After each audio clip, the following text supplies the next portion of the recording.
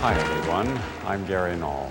Once again, we are confronting the issue of mental health in the United States and the fact that 44 million Americans may be suffering from some form of emotional imbalance requiring either hospitalization, psychiatric care, counseling. We feel that there's a way around this problem and that it's not with psychosurgery, it's not with electro-convulsive therapy, and it's not with toxic drugs. Dr. Priscilla Slagle is the author of The Way Up from Down. I had an opportunity to read this book in this past year and found it one of the more remarkable tomes on how to understand how imbalances in our brain chemistry and body chemistry can be corrected using natural nutrients and therefore not be susceptible to all the different types of otherwise very toxic drugs that the Psychiatric Commission and community gives us. Now, Dr. Priscilla Slagle.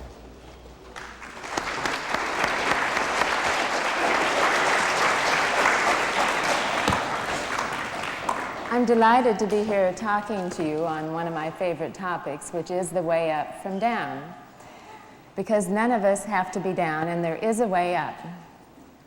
I believe that we are meant to be happy from the sense of thinking and experiencing life positively, regardless of what stresses go on around us. When we wake up in the morning, we want to feel like saying, "Good morning, Lord," not "Good Lord, it's morning." And most people have trouble thinking positively, even at the best of times. Recently, I was sitting next to a man who had such a long face, I was compelled to ask him what was the matter. And he said, "You know, I was just thinking that the minute we're born, we start dying."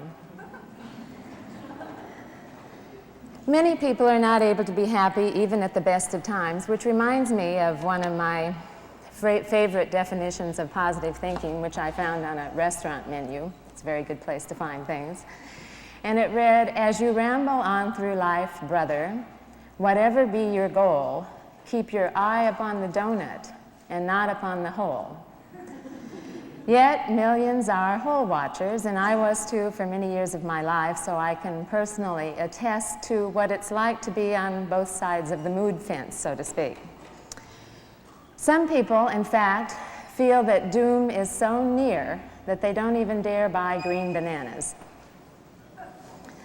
Any negative moods and thinking are also sad and unnecessary because our moods profoundly affect the quality and course of our lives and profoundly affect our attitudes and our perceptions and reactions to all the events of our lives. And infect is an important slip because I think if our moods are off, our response to life is somewhat infected or diseased in a sense. So it's imperative to do whatever we can to cultivate positive thinking. I love one of Henry Ford's statements, "Think you can, think you can't. Either way, you're right." And this is so true and proven to be so over and over again. We create what we expect and wish to create and perceive what we want to perceive.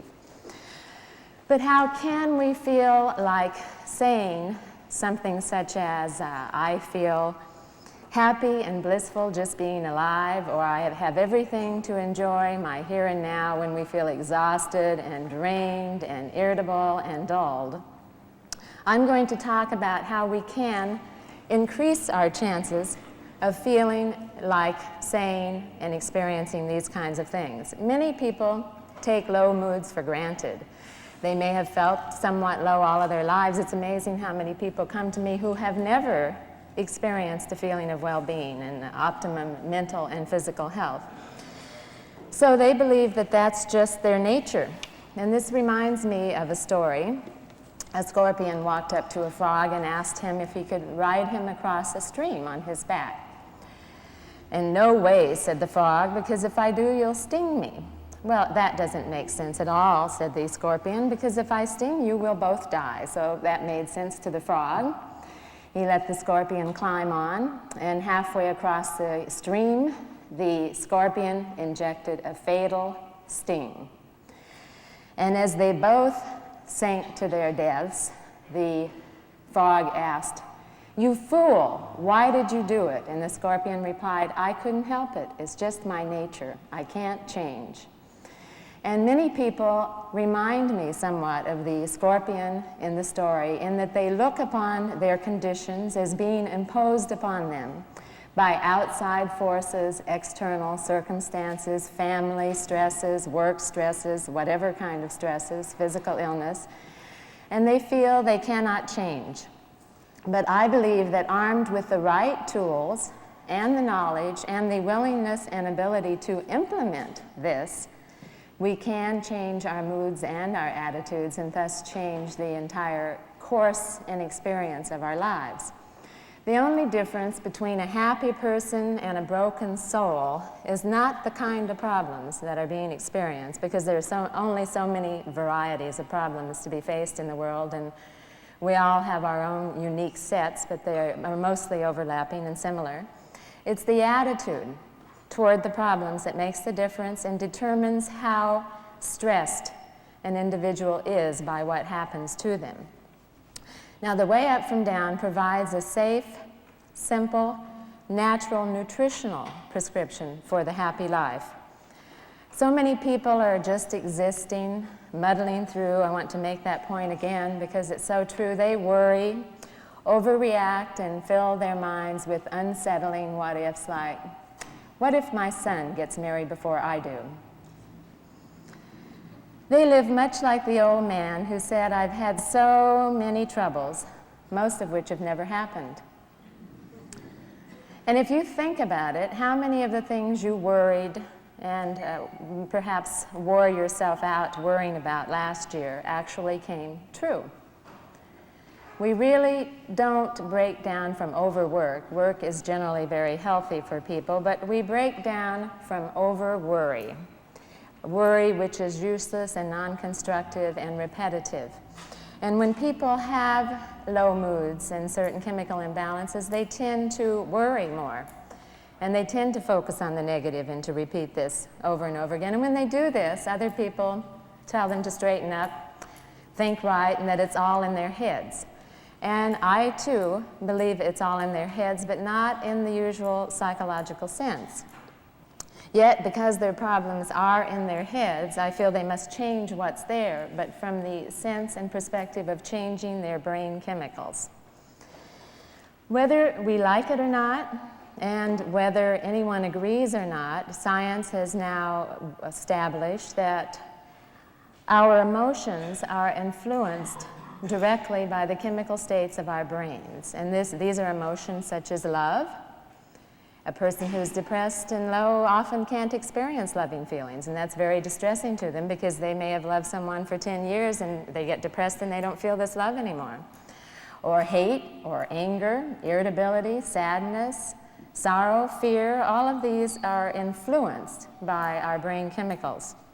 Now, psychiatry has been participating in a biochemical revolution over the last 30 years, and they are using some powerful and effective, some of them are very effective, drugs to manipulate brain chemistry and thus change people's attitudes and behavior. But there is a safer, better way to do this nutritionally in most cases, not all cases, but usually. Now, I'm not negating environmental and psychological influences. They play their very important part, and I'm sure you'll hear about that in other contexts. But I feel they're especially pertinent to the extent that they create stress and the subsequent shifts in the brain and body chemistry that follow the stress, and later we'll get to that. Most advice we receive on controlling negative thinking consists merely in the admonition to think positively. Someone's thinking negatively, their family and friends say, well, just think positively. And to demand this of someone whose brain functioning is impaired by a depletion of two essential chemicals is much like demanding that they spontaneously speak in Russian, because they cannot come up with a positive thought. And it's understandable. Now, such chemical depletions can happen to people intermittently and varyingly, which would explain why you have the various moods you do, and most people probably fluctuate in and out of some grumpy moods, irritable moods, low moods, and that is partly because of the fluctuations in your brain chemistry. These people would respond very quickly to nutritional program and supplementation because their problems are mild. Some people get into this state and stay there day after day after day, week after week, month after month, and they have a much more severe disorder of their chemicals, and it may take longer to correct them. Now, what are these two chemicals I'm talking about? The names of the two most implicated in depression, although there are a few other ones that are implicated more rarely in certain atypical cases of depression, but the ones we're going to focus on for the purpose of today's discussion, and the two that most psychiatric research has focused on, are norepinephrine and serotonin. Now, when either or both of these are depleted, there can be mood problems. Now, traditional antidepressant medication works by increasing the amount of these chemicals in the brain, and the nutritional treatment works in the same way, but without the side effects and associated other problems.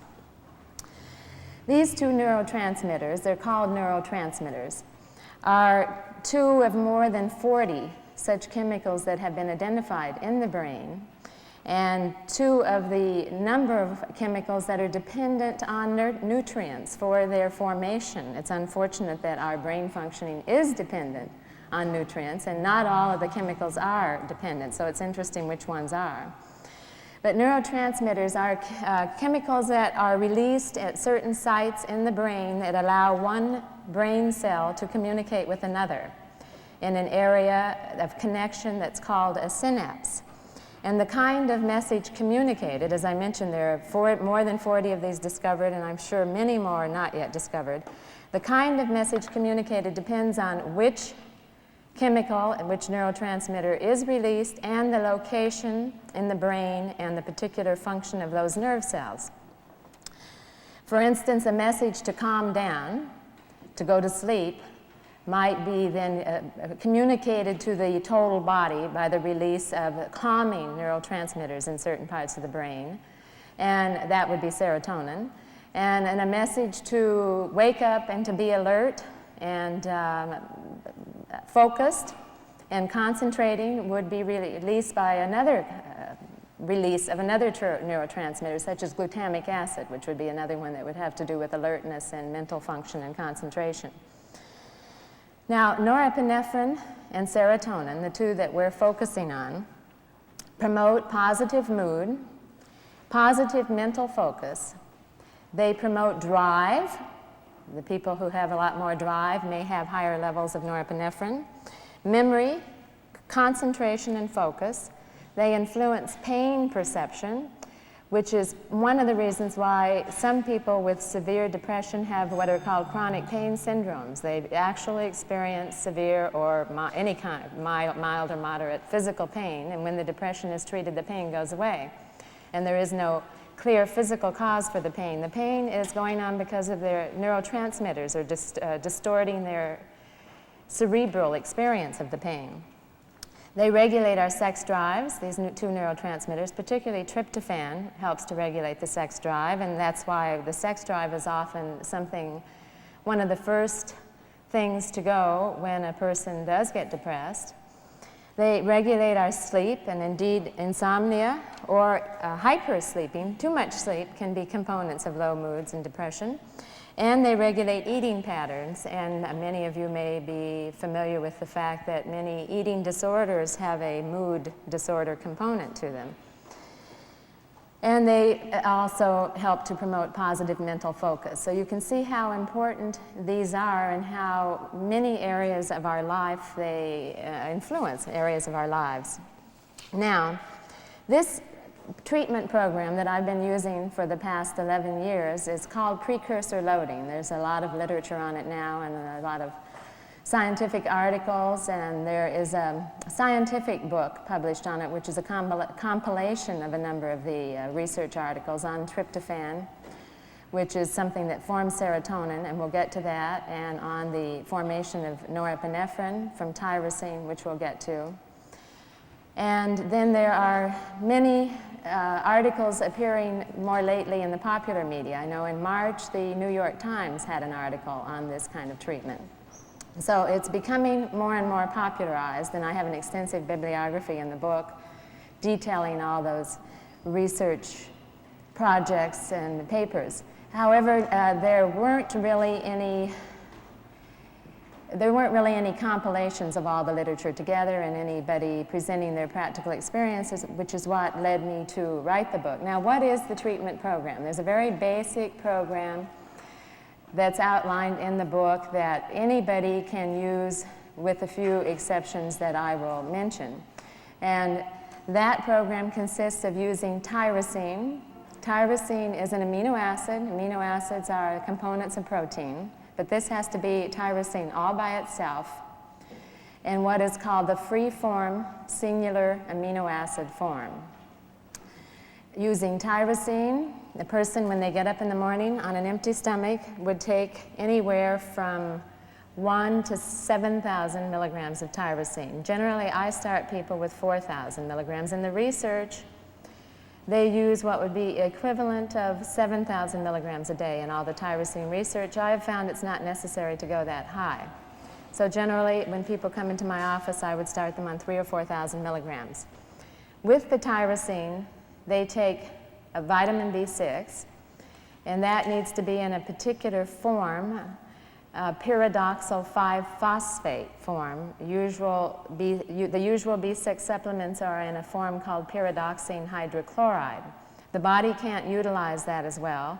The liver has to change that to the pyridoxal 5-phosphate form, and it has to have enough magnesium and B2 present to do that. And so rather than risk that whole process going awry, since B6 is so critical to this treatment program, I just use the pyridoxal 5-phosphate form. Now, why is B6 so critical to the program? It's critical because it regulates the absorption of all of the amino acids in your diet, so that it regulates your utilizing all your dietary protein properly, the absorption in your stomach, and it regulates the metabolism of all of the amino acids. So you can see if a person had a B6 deficiency, and many people do, and as many people who are depressed, by the way, have B6 deficiencies as have tyrosine or tryptophan deficiencies. And a lot of research shows this, and I test people, my patients, for B6, and indeed I find this most of the time. So that would be very critical to take the right form of B6. Then, with breakfast, one would take a good multivitamin mineral, and the reason for that is for tyrosine to convert to norepinephrine. Tyrosine converts to this very critical brain chemical called norepinephrine. Certain other substances must be present. These substances are called cofactors or coenzymes, and those substances are many of the minerals, vitamin C, many of the B complex vitamins, and then this critical B6 that I've mentioned to you. So we want to make sure that all the ingredients are present. Now, in some of the research I've mentioned a minute ago, they unfortunately only use one ingredient. The research on tyrosine, they only give tyrosine. Research on tryptophan, they give only tryptophan, except in a couple of instances. Still, they have 60 to 70% response rate, which is quite good. I feel that they could raise that to 80 to 90%, which is what I see if they used all of these cofactors as well. They're assuming that the body and the person will have a diet that's sufficient in all of these, and probably those 60 to 70% of people who had a positive response did have enough of these vitamins and minerals present, but why make any assumptions? If we were baking a cake, we wouldn't leave out the eggs or the flour or some ingredient. We would want every ingredient to be present to make sure we got what we wanted in the end. And I feel that same thing or same philosophy needs to be adhered to if one is showing signs of deficiency of these neurotransmitters by having low mood, irritability, anxiety, insomnia, eating disorders, and some of the things I've mentioned. Now, the Way Up from Down presents this treatment format for relieving straightforward cases of depression, and I'll continue with breakfast and this straightforward basic approach, and then we'll get off into some of the variations for different disorders. There's a multivitamin mineral taken to assure that they get all the vitamins and minerals necessary, and a vitamin C.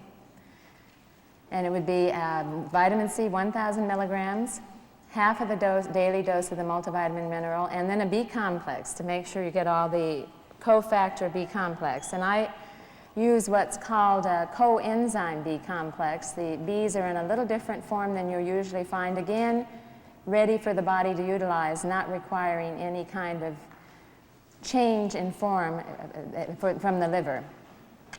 And so that's all a person would do till dinner time. At dinner time, then they would take the other half of their B complex, one more B complex, one more 1,000 milligram vitamin C, the other half of their multivitamin mineral. Then at bedtime, if they have insomnia or irritability or agitation or anxiety as any component of their mood problem, they would add tryptophan.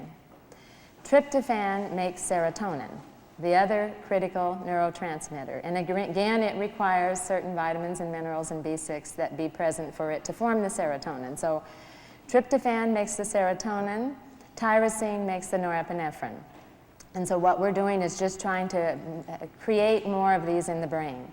Now, we give the tyrosine and the tryptophan on an empty stomach, or the tryptophan can be given with carbohydrates only. The reason for this is, if you take these at the same time that you're putting protein in your body, the protein will have a lot of other amino acids in it, and then these will compete for absorption at what is called the blood-brain barrier.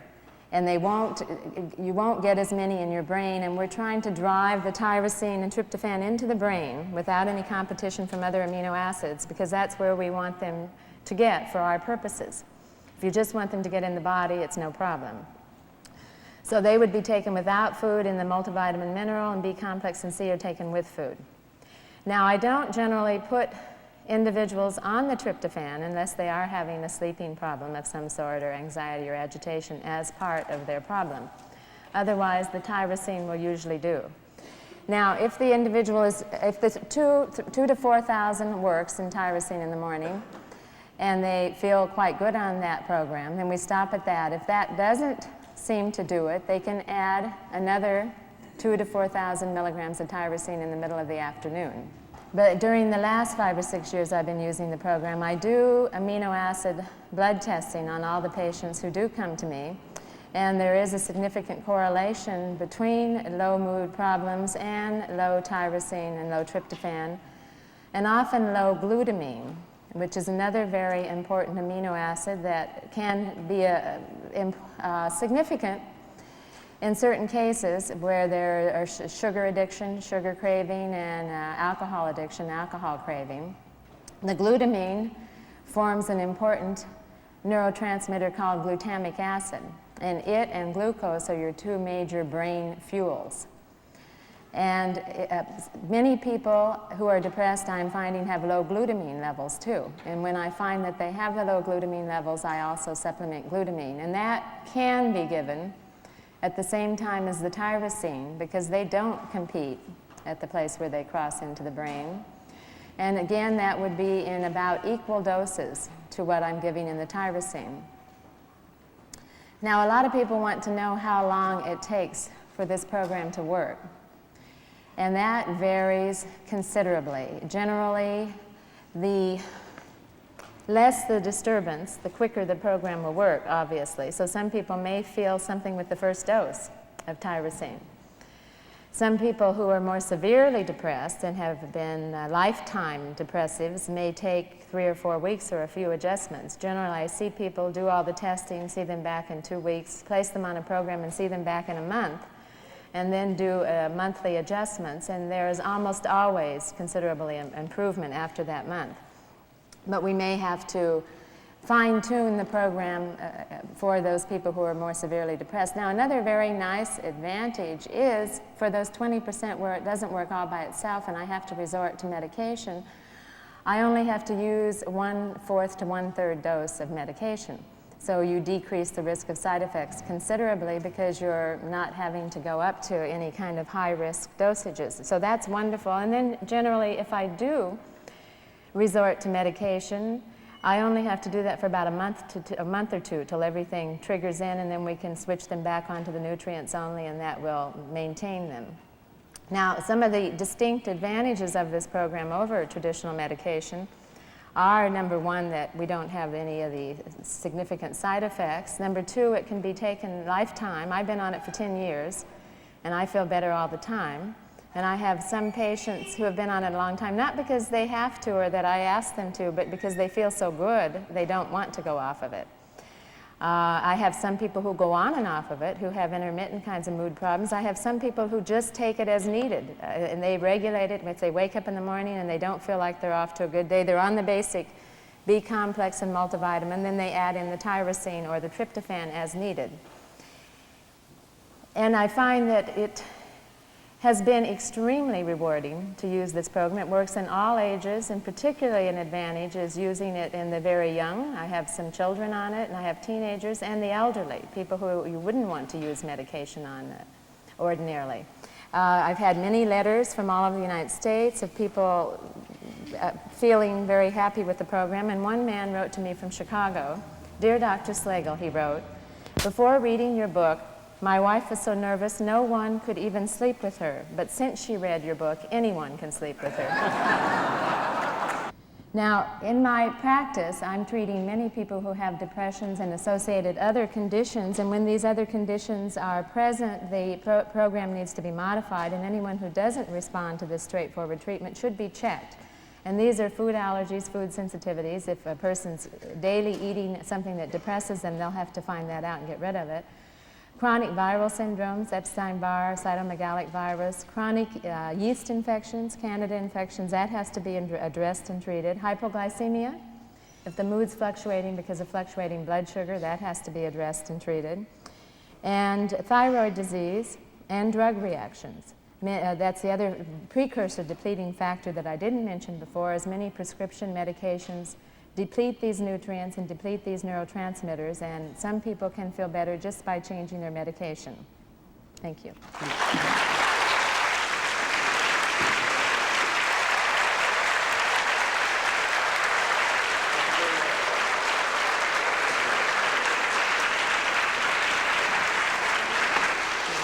that's all we have for tonight. We'll be back next week. Dr. Priscilla Slagle, our special guest. Until then, stay healthy and stay well.